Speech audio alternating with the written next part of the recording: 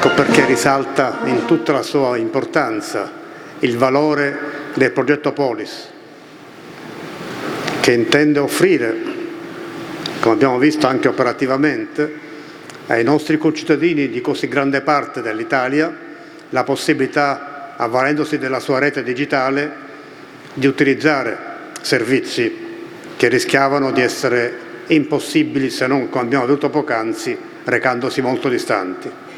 È un progetto imponente, è un progetto capillare, sorretto da un investimento molto importante, oltre 1 miliardo di euro, di cui 800 milioni a valere del piano complementare del PNRR, 320 milioni a carico di Poste Italiane. È un modello di collaborazione a 360 gradi tra un'azienda strategica del sistema nazionale come Poste e l'amministrazione centrale e locale dello Stato.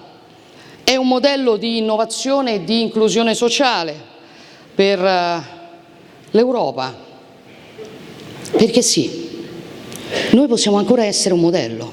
Oggi l'Italia, così come altre economie avanzate, ha il dovere di garantire a tutti i propri cittadini gli stessi diritti, le stesse opportunità, gli stessi servizi, la stessa qualità della vita.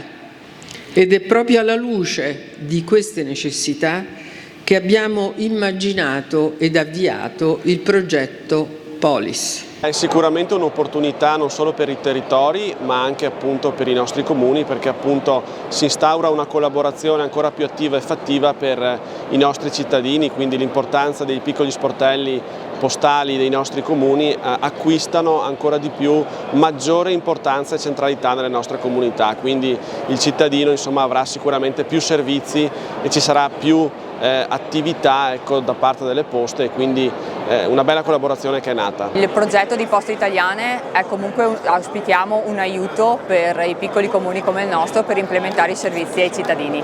Intanto diciamo che è anche un momento importante per noi sindaci, perché è un confronto con tante realtà del Paese che troviamo qui oggi. Questo servizio potrebbe essere un servizio molto utile soprattutto per i comuni più piccoli, centri che in questo momento stanno soffrendo la mancanza di servizi sul territorio. Pensiamo a tanti comuni che hanno effettivamente problemi anche di personale, per cui penso che Poste Italiane possa in parte risolvere questo che è un deficit strutturale di tante nostre realtà comunali. Ma che finalmente i piccoli comuni assumono un ruolo centrale, ecco, nelle decisioni che arrivano dall'alto.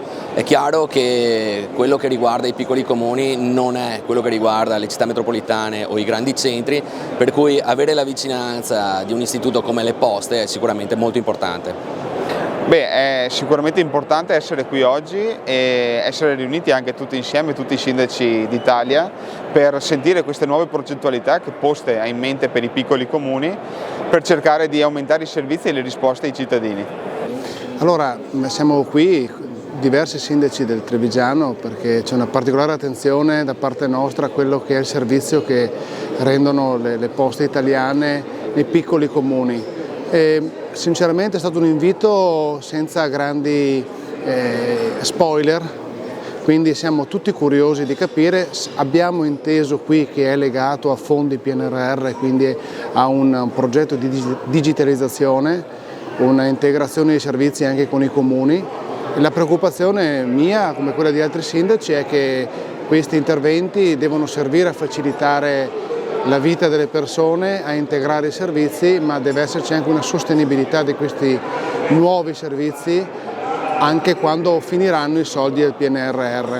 Questa è, penso, la preoccupazione che tutti noi sindaci abbiamo e che siamo qui appunto a capire esattamente come andranno le cose.